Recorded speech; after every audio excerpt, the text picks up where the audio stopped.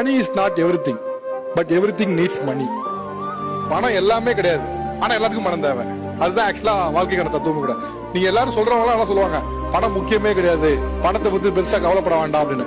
ஆக்சுவலா சொல்ல போனா பணம் முக்கியமே கிடையாது நீ சொல்றதுக்குமே கூட உங்களுக்கு ஒரு ஸ்டேட்டஸ் தேவை. அந்த ஸ்டேட்டஸ்ல இருந்து நீங்க சொன்னீங்கன்னா பா செம்மையா பேசுறாப்ல தத்துவம் இல்ல அப்படிம்பாங்க.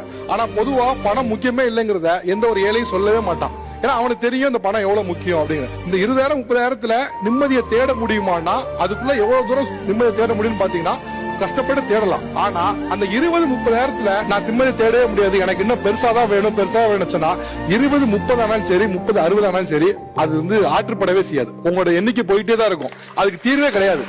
அதுக்காக நான் 20,000-30,000 நீங்க தேங்கிறீங்கன்னு சொல்ல மாட்டேன்.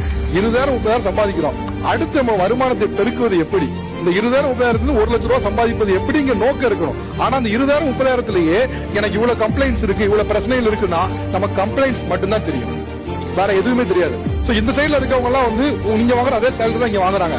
ஆனா இவங்க எப்படி நிம்மதியா இருக்கேன்னு சொல்றாங்கன்னா அதை அவங்க கம்ப்ளைண்ட்ஸா பாக்கல.